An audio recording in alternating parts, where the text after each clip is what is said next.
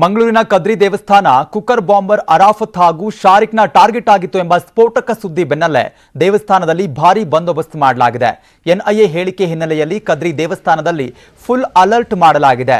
2 metal detector ಮೂಲಕ ಭಕ್ತರು ಒಳಗೆ ಪ್ರವೇಶಿಸಬೇಕು.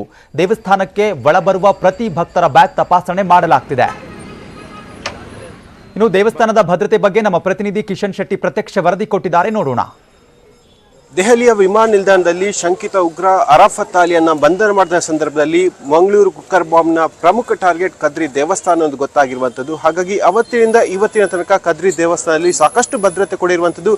ನಾನೀಗ ಮಂಗಳೂರಿನ ಇತಿಹಾಸ ಪ್ರಸಿದ್ಧ ಕದ್ರಿ ಶ್ರೀ ಮಂಜುನಾಥ ಸ್ವಾಮಿ ದೇವಸ್ಥಾನದ ಮುಂಭಾಗದಲ್ಲಿದ್ದೇವೆ. ಈ ದೃಶ್ಯಗಳಲ್ಲಿ ಗಮನಿಸ್ತಾ ಇದ್ದೀರಿ, ಸಾಕಷ್ಟು ಸಂಖ್ಯೆಯಲ್ಲಿ ಭಕ್ತರು ಕೂಡ ಹೋಗ್ತಾ ಇದ್ದಾರೆ.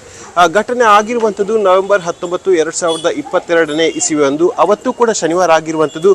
ಸಾಕಷ್ಟು ಸಂಖ್ಯೆಯಲ್ಲಿ ಇಲ್ಲಿ ಭಕ್ತರು ಕೂಡ ಬರ್ತಾರೆ. ಶಾರಿಕ್ನ ಮೇನ್ ಉದ್ದೇಶ ಏನಾಗಿರುವಂಥದ್ದು ಕುಕ್ಕರ್ ಬಾಂಬ್ ಬ್ಯಾಗ್ ಅನ್ನ ಇಲ್ಲಿ ಚಪ್ಪಲಿ ಸ್ಟ್ಯಾಂಡ್ ಅಲ್ಲಿ ಇಡಬೇಕು ಅನ್ನೋದು ಕೂಡ ಆತನ ಟಾರ್ಗೆಟ್ ಆಗಿತ್ತು ಅನ್ನೋದು ಎನ್ಐಎ ಅಧಿಕಾರಿಗಳು ಹೇಳಿರುವಂಥದ್ದು. ಮತ್ತು ಅವತ್ತಿನಿಂದ ಇವತ್ತಿನ ತನಕ ವಿಚಾರಣೆ ಮಾಡಿದ ಸಂದರ್ಭದಲ್ಲಿ ಅದೇ ವಿಚಾರವನ್ನ ಕೂಡ ಹೇಳ್ತಾ ಇರುವಂಥದ್ದು. ಯಾಕಂದ್ರೆ ಅವತ್ತು ಕೂಡ ಶನಿವಾರ ಆಗಿರೋ ಕಾರಣಕ್ಕಾಗಿ ಸಾಕಷ್ಟು ಸಂಖ್ಯೆಯಲ್ಲಿ ಭಕ್ತರು ಕೂಡ ದೇವಸ್ಥಾನದ ಒಳಗೆ ಬರ್ತಾರೆ. ಈ ಸಂದರ್ಭದಲ್ಲಿ ಇಲ್ಲಿ ಬಾಂಬ್ ಅನ್ನ ಸ್ಫೋಟ ಮಾಡಿದ ಸಂದರ್ಭದಲ್ಲಿ ಸಾಕಷ್ಟು ಸಾವು ನೋವಾಗುತ್ತೆ. ಅವರ ಪ್ಲಾನ್ ಎಲ್ಲ ಸಕ್ಸಸ್ ಆಗುತ್ತೆ ಅನ್ನೋದು ಉಗ್ರರ ಮಾತಾಗಿತ್ತು. ಮತ್ತೆ ಇದಕ್ಕೆ ಸಂಬಂಧಪಟ್ಟಂತೆ ಸಾಕಷ್ಟು ಯೋಚನೆಗಳನ್ನ ರೂಪಿಸಿದ್ರು. ಅರಾಫತ್ ಅಲಿ ಹೇಳಿರುವಂತಹ ಪ್ರಕಾರವಾಗಿ ಪ್ರಮುಖವಾಗಿ ಟಾರ್ಗೆಟ್ ಆಗಿರುವಂಥದ್ದು ಕದ್ರಿ ದೇವಸ್ಥಾನ. ಅವತ್ತಿನಿಂದ ಇವತ್ತಿನವರೆಗೆ ಇಲ್ಲಿ ಮೆಟಲ್ ಡಿಟೆಕ್ಟರ್ ಅನ್ನ ಅಳವಡಿಸಲಾಗಿದೆ. ಬಂದಂತಹ ಭಕ್ತರು ಇದೇ ಮೆಟಲ್ ಡಿಟೆಕ್ಟರ್ ಒಳಭಾಗಕ್ಕೆ ಹೋಗಬೇಕು ಮತ್ತು ಬ್ಯಾಗ್ ಅನ್ನ ತಂದಂತ ಸಂದರ್ಭದಲ್ಲಿ ಆ ಬ್ಯಾಗ್ ನ ತಪಾಸಣೆ ಕೂಡ ಈ ಭಾಗದಲ್ಲಿ ಆಗುವಂಥದ್ದು. ಹಾಗಾಗಿ ಆನಂತರವಾಗಿ ಗುಪ್ತಚರ ಇಲಾಖೆ ಕೊಟ್ಟಿರುವಂತಹ ಮಾಹಿತಿ ಮತ್ತು ಸೂಚನೆ ಆಧಾರದಲ್ಲಿ ಈ ರೀತಿಯಾಗಿ ಕದ್ರಿ ದೇವಸ್ಥಾನದಲ್ಲಿ ಸಾಕಷ್ಟು ಭದ್ರತೆಯನ್ನು ಕೂಡ ಮಾಡಲಾಗಿರುವಂಥದ್ದು. ಈ ದೃಶ್ಯಗಳಲ್ಲಿ ಗಮನಿಸ್ತಾ ಇದ್ದೀರಿ. ಇವತ್ತಿಗೂ ಕೂಡ ಬಂದಂತಹ ಭಕ್ತರ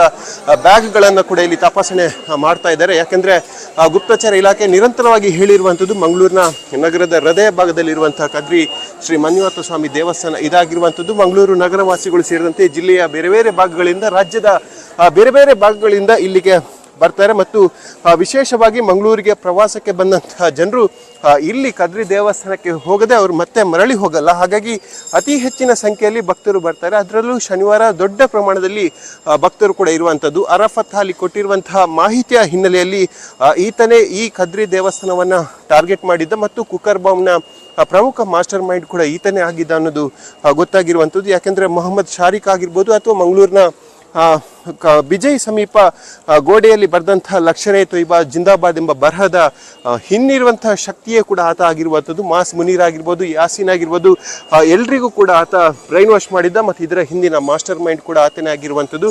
ಯಾಕೆಂದ್ರೆ ಭಾರತದಲ್ಲಿ ಯುವಕರನ್ನ ಉಗ್ರ ಕೃತ್ಯಕ್ಕೆ ಪ್ರಚೋದನೆ ಮಾಡಿ ಅನಂತರವಾಗಿ ಅವರನ್ನ ಐಸಿಸಿಗೆ ಸೇರಿಸುವಂಥದ್ದು ಅರಾಫತ್ ಅಲಿಯ ಮುಖ್ಯ ಏಮ್ ಆಗಿತ್ತು. ಇದಕ್ಕಾಗಿ ಗಲ್ಫ್ ರಾಷ್ಟ್ರಗಳಿಂದ ಆತನಿಗೆ ಫಂಡಿಂಗ್ ಕೂಡ ಆಗ್ತಾ ಇತ್ತು ಅನ್ನೋದು ಎನ್ಐಎ ಅಧಿಕಾರಿಗಳು ಹೇಳಿರುವಂಥದ್ದು. ಸದ್ಯ ಕೀನ್ಯಾದಿಂದ ದೆಹಲಿಗೆ ಬರುವಂಥ ಸಂದರ್ಭದಲ್ಲಿ ದೆಹಲಿಯ ವಿಮಾನ ನಿಲ್ದಾಣದಲ್ಲಿ ಅರಾಫತ್ ಅಲಿಯನ್ನ ಬಂಧನ ಮಾಡಿದ್ದಾರೆ. ಮತ್ತೊಂದು ಆಘಾತಕಾರಿ ವಿಚಾರ ಏನಂದ್ರೆ ಇಲ್ಲಿ ಅವರನ್ನ ವಿಧ್ವಂಸಕ ಕೃತ್ಯಗಳಲ್ಲಿ ಭಾಗವಹಿಸಿ ಅನಂತರವಾಗಿ ಸಿರಿಯಾಕ್ಕೆ ಹೋಗಿ ಅಲ್ಲಿ ಐಸಿಸಿಗೆ ಸೇರ್ಪಡೆ ಆಗುವ ಬಗ್ಗೆ ಎಲ್ಲ ಮಾಹಿತಿಗಳನ್ನು ಕೂಡ ಆತ ಹಂಚಿಕೊಂಡಿದ್ದ. ಅದೇ ರೀತಿಯಾಗಿ ಯೋಜನೆಗಳನ್ನು ಕೂಡ ಹಾಕಿದ್ದ. ಆದ್ರೆ ಅದೃಷ್ಟವಶಾತ್ ನಾಗುರಿಯಲ್ಲಿ ಶಾರಿಕ್ನ ಕೈಯಲ್ಲೇ ಕುಕ್ಕರ್ ಬಾಂಬ್ ಬ್ಲಾಸ್ಟ್ ಆದ ಹಿನ್ನೆಲೆಯಲ್ಲಿ ಆತನಿಗೆ ಗಂಭೀರ ಸ್ವರೂಪದ ಗಾಯ ಆಗಿತ್ತು. ಸುಮಾರು 60 ದಿನಗಳಿಂದ ಹೆಚ್ಚು ಕಾಲ ಆತನಿಗೆ ಚಿಕಿತ್ಸೆ ನೀಡಿ ಈಗ ಸದ್ಯ ಎನ್ಐಎ ಅಂಡರ್ ಅಲ್ಲಿ ಇರುವಂಥದ್ದು. ಹಾಗಾಗಿ ಶಾರಿಕ್ ಮತ್ತು ಅರಾಫತ್ ಅಲಿ ಕೊಟ್ಟಿರುವಂತಹ ಮಾಹಿತಿಯ ಹಿನ್ನೆಲೆಯಲ್ಲಿ ಎನ್ಐಎ ಅಧಿಕೃತವಾಗಿ ಹೇಳಿರುವಂಥದ್ದು ಈ 2 ಶಂಕಿತ ಉಗ್ರರ ಟಾರ್ಗೆಟ್ ಆಗಿರುವಂಥದ್ದು ಅದು ಕದ್ರಿ ದೇವಸ್ಥಾನ. ಮಂಗಳೂರಿನ ಕುಕ್ಕರ್ ಬಾಂಬ್ನ ಬ್ಲಾಸ್ಟ್ನ ಪ್ರಮುಖ